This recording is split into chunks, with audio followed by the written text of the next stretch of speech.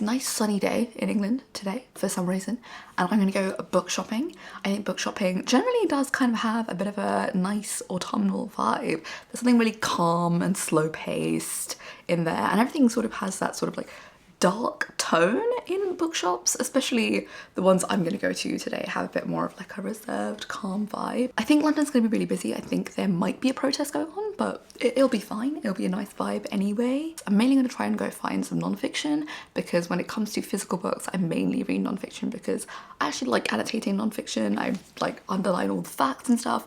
I don't massively annotate when it comes to fiction. I don't really need to, unless I find like a really nicely written line where I will just sort of highlight it within an ebook. With non-fiction, I like to have a much more tactile experience when I read them. So I was also thinking of maybe going to some museums. There is Sir John Soane's house. That's like a museum that's got some nice pictures, and it's just like a really nice house apparently. And I might also go to the Wellcome Collection, but I'm not sure about that because I don't know what time that closes on a Saturday. When it comes to England, sometimes they just choose to close things early, and I never know why, because it's meant to be London. It's meant to be a 24-hour city. That's actually the biggest lie you'll ever be told, that London is a 24-hour city. It is not. That shit closes down at 11 p.m. every single night, unless you're going to a bar. Like, they will have you out on the street and telling you to go back to the TfL and go the fuck home, okay? They do not let you stay out past a certain time unless you're willing to spend an unfathomable amount of money. But yeah, let's see what the bookstores have in store today for us. Hopefully they have some of the Angela Davis books that I've been trying to buy.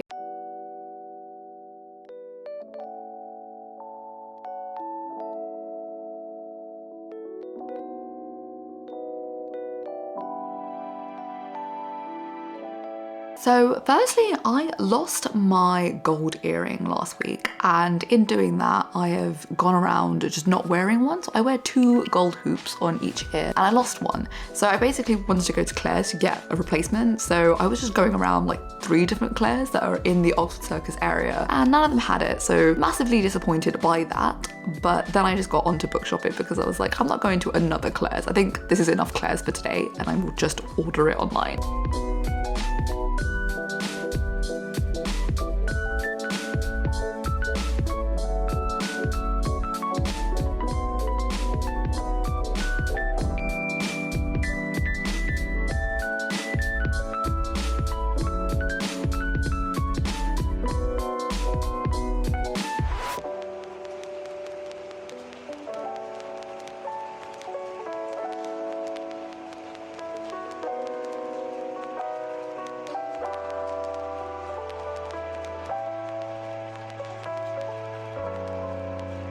Then I went to hatchards. I actually went to a Waterstones first though. I was gonna go to a Waterstones right at the end of the day. It's like really big Waterstones and everyone really likes it. It's got really good vibes. I've only been there like once, but the one that I did end up going to, I have been to before a couple times, and it's really nice. It's a really big one. It's got a really nice interior. It's very like Waterstones vibes. Like if you go into a Waterstones, they all look exactly the same. It's very homogenous. This one's very well laid out, and there's a cafe and everything.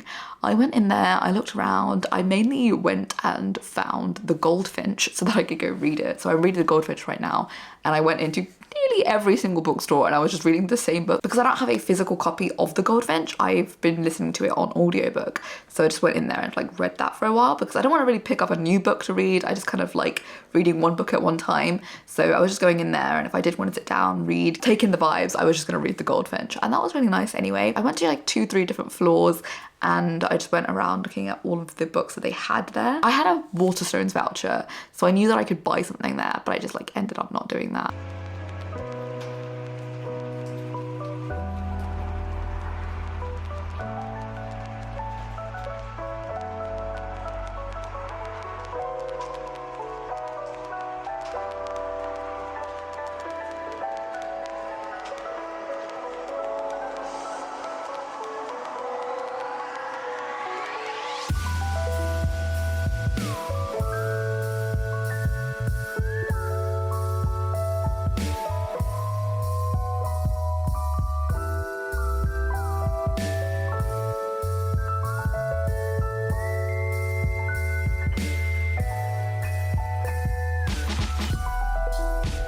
Hatchards is a independent bookstore that's like right next door to the Waterstones. And that's like one of the bigger independent bookstores that we have in London. It's like really nice inside. It's like very old-timey, very nice bookstore vibes. It's a big store, but it's also kind of small. So I really like the way that it sort of winds upstairs and there's like a nice reading area that I spent some time in, again, reading The Goldfinch. I also nearly bought Life Ceremony there, but I was like, use the Waterstones book searcher instead of buying something on that day. So I just sort of left it there. It's definitely a bookstore I favor a little bit more than others just because it's independent, I think. I think it's still independent and it just looks really nice. Like it looks nice from the inside, it looks nice at the outside. It's a very pleasant place to go. So I had some fun there. Something I kept gravitating towards in all of the bookstores, specifically the first two, was a Hamnet. So I was just like, oh, I don't know whether I should pick it up or not. So I recently booked tickets to go see Hamnet on the West End in like January because if you don't know, the Royal Shakespeare Company has like TikTok tickets that are just like, if you sign up, they'll give you TikTok tickets for £10. And I highly recommend if anyone's not done that to go do that, so you can just get really like cheap tickets. And right now they're doing that for Hamnet, and I've not read Hamnet. I just want to, but I haven't yet. So I've just like, oh, I don't know whether I should read it first or if I should just watch the play, because I've not really had that much interest in reading Hamnet. A big reason I'm actually more interested to go see Hamnet, one, it had quite good reviews, so my friend was like, let's go see it. But also because I'm actually really interested in the, not sequel, the second book that she put out. The book that Maggie O'Farrell has put out after Hamnet. I forgot what it's called. It's in the video. You'll see me pick it up. But it's about the Duchess of Ferrara, and the character comes from the poem My Last Duchess, and it's an incredible poem. And I think I was in like year 11. I did a whole like piece of coursework writing like 2,000 words, which was a lot for me at the time, around this poem and like comparing it to other ones. So I have like a real like deep connection to that poem. So I'm like really excited to read that book more than I am Hamnet. But obviously Hamnet won the Women's Prize of Fiction, I think, and I am excited to see it on the West End. So I don't know whether I should commit to reading it first, or maybe I should read the one that I want to read first, and then I know I should read Hamnet because I'm going to go watch it on the West End. So maybe I should do it that way around. Even though I want to read the book she wrote afterwards, I'm so blanking on the name of that book. It's got a green cover. Medieval books are definitely all the rage for me right now. I still haven't read Lapfona, but that's also kind of set in that time. But I spent the most amount of time in those two because they have the most like autumnal vibes, and they're in like a really nice location as well. These two also have like the nicest seating areas. That's where I spent a lot of time just sort of sitting there and reading.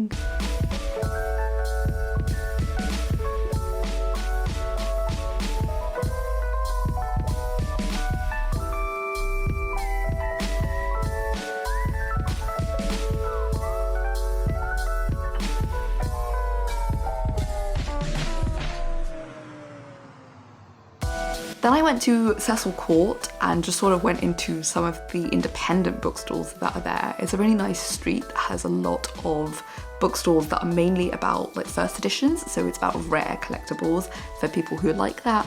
I also went to some other indie bookstores that are near Tottenham Court Road because I was going towards Foyles, and yeah, they always have really nice vibes. They're all like wooden and all the books in there are like super old, which in and of itself can be quite nice because I think some of the books they have in the independent stores are secondhand.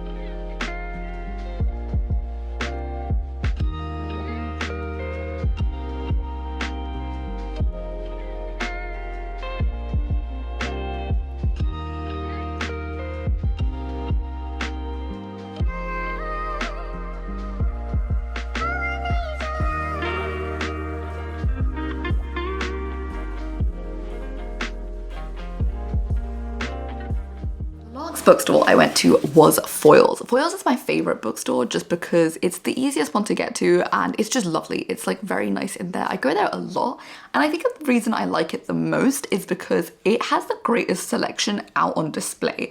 I think I found the best books there than I have anywhere else just because I don't know who's arranging the displays around the first and second floors. That's where they keep the fiction. They have the most popular and just generally quite engaging books on display there, and you will find some good stuff just sort of like perusing in Foyles. Like even if you go there for like a couple minutes, you will find something really nice in Foyles. So that is why I like going to Foyles, and I spent a good chunk of time there as well. But you can't really sit in Foyles. Like they don't have that much infrastructure just to like chill out there unless you go to the cafe at the top. So I just went around all the different sections. I like the travel section in Foyles because I don't know why, I just really like going in there and looking at some of the travel guides. I have no idea why this is. I just really like it in Foyles more than any other place. I think just because, number one, I can go there directly because I know where it is, but also because they have like a nice London section, and I'm just like flicking through what people on travel guides seem to think people should do in London, because I live in London and I'm like, okay, what do you think? Because usually I just go by like TikToks. People will be like, I went to this place and I think it's really good and you should go there too.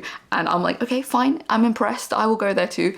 But you know, when it comes to a book, it's like that's in print. You really thought this place was good enough to put in your book and recommend it forever. You know, this book is now, you know, a thing forever. And I'm always interested to flick through those books and see like, what do you think London has to offer? What do you think is good enough that you've written it down in your little book? But yeah, that was my little trip to Foyles. Last thing that I did that day was go to Sir John Soane's house. So it's a museum, and it was of this man who was essentially a very eclectic collector of weird Roman things. Like he had a lot of paintings as well. So he really had his entire house dressed up like a museum, and essentially everything is kept there the exact same way it was when he died, which is kind of interesting in and of itself, right? And I went in there, I went alone. I like going to museums alone more than with other people because I can take as much time or little time as I want. So here I only spent maybe like 40 minutes sort of looking around, and I left because the area's not that big and I don't read like every plaque that everyone has. Sometimes I just like looking at stuff and zooming in on stuff, whereas I think other people either read everything or they're like, oh, I'm bored, I'm like, let's go. So I like spending my own amount of time in that kind of space, and I really enjoyed it. It had some cool stuff to see.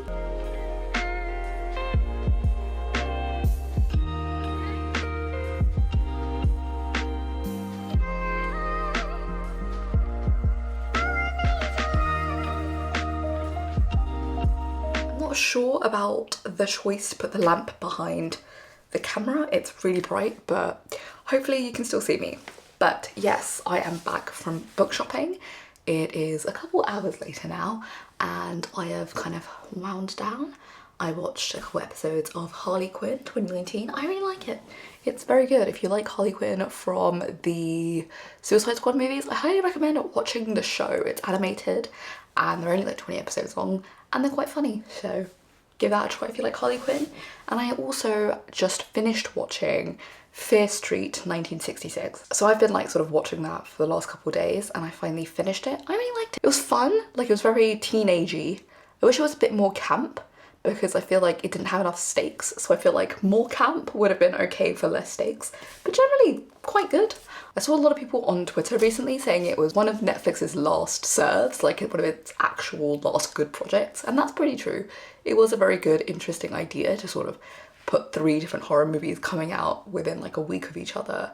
I just wish they'd done it in October though, because they came out in like September 2021, I think, and it was just a weird time to release those movies, I think. I was just like, why did they come out in August? I really liked them and I recommend them also, but they are a bit, you know, hit and miss. If you're a really big horror fan, they might not be for you. But anyway, book haul. I'm gonna do a book haul for all the books that I bought, which is only 2. I went to like 6 different bookshops and I only bought 2 books, but I like being in a bookshop.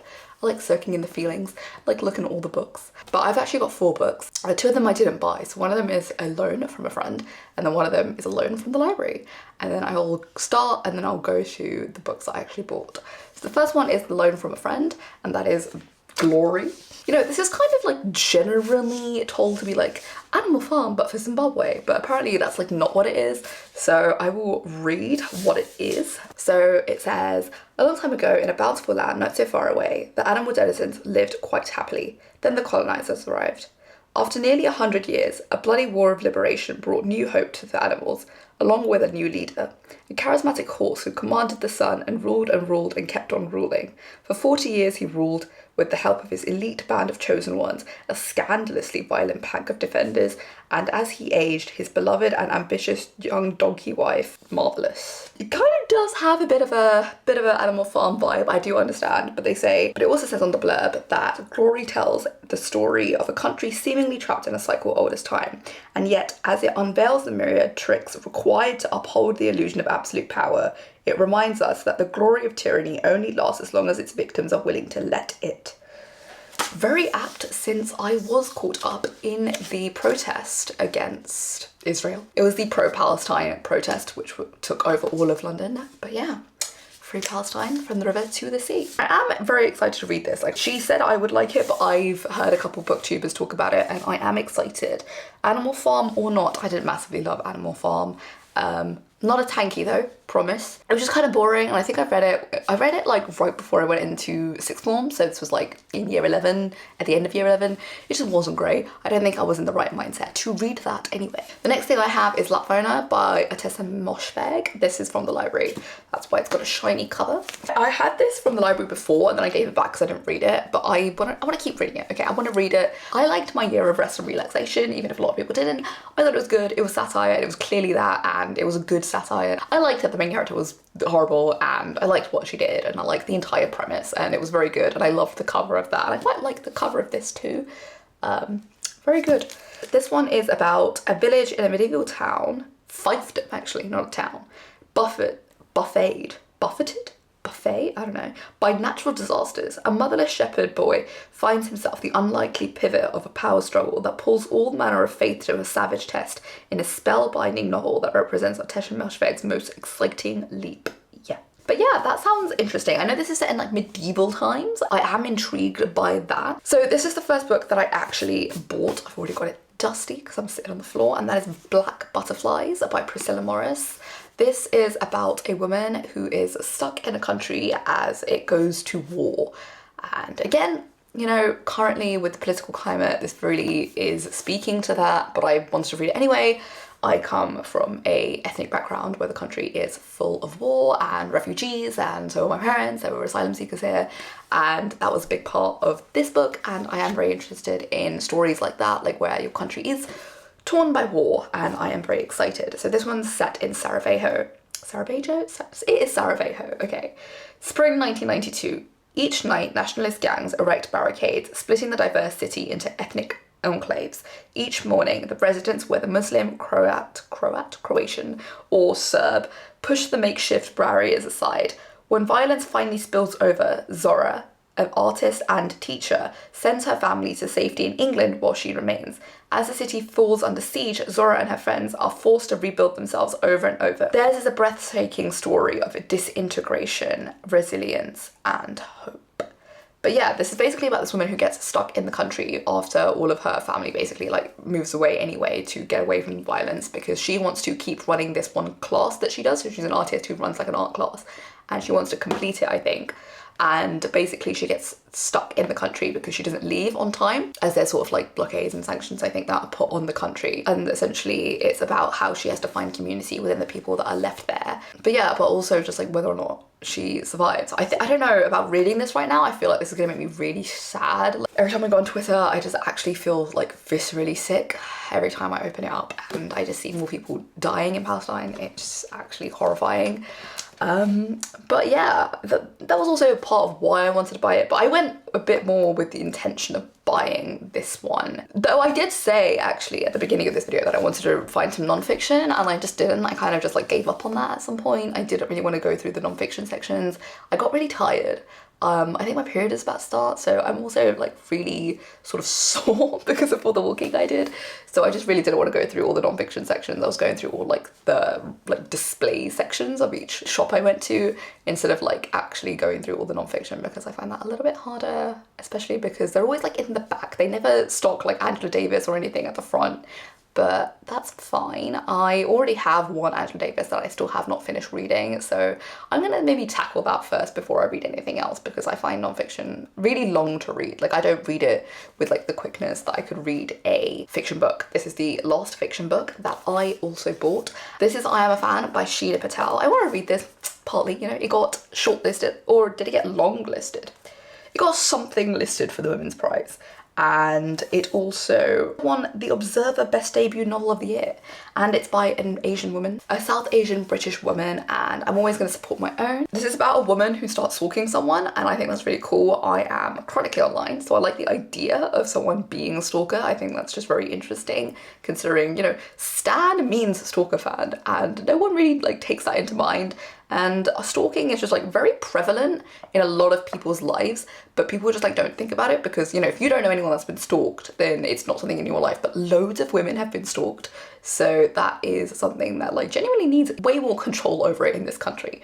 But yeah, this one is about an unnamed narrator, which is quirky, and she is seemingly in an unequal relationship with the man that I want to be with. What?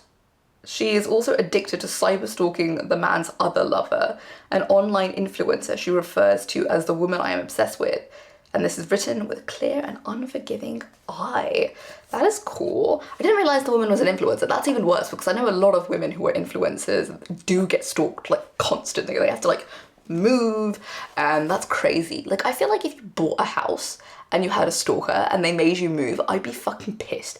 Like, imagine you redid your entire house the way you wanted it, and you bought this house, you're a new influencer, and you've just come into a lot of money, and you've put down your deposit, and you've got a nice house, and you've done all the carpeting, and then you get a fucking stalker who won't leave you alone. What do you do?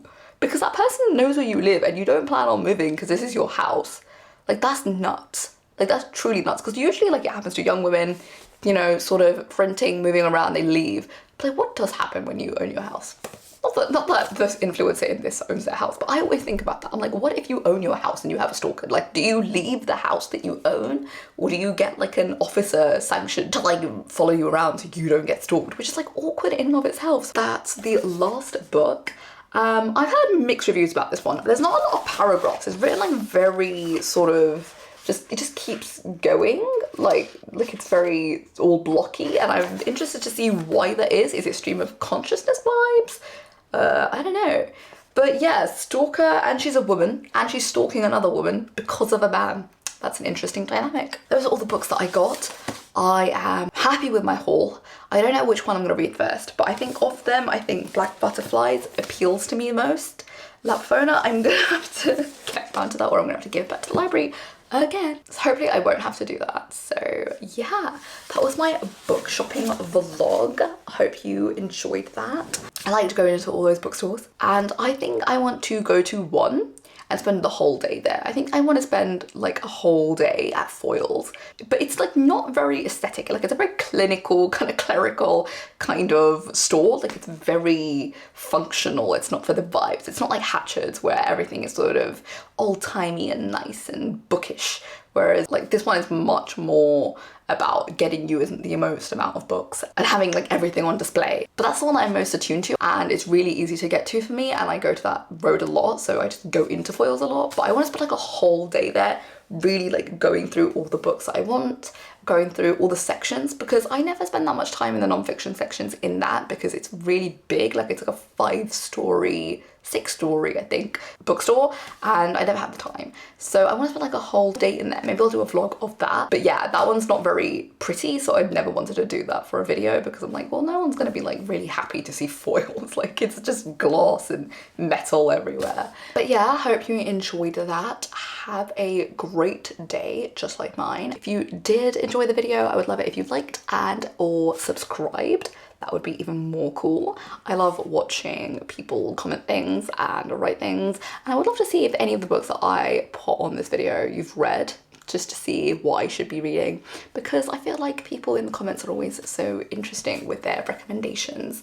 So yeah, hope you have a great day, and that's it from me. Bye.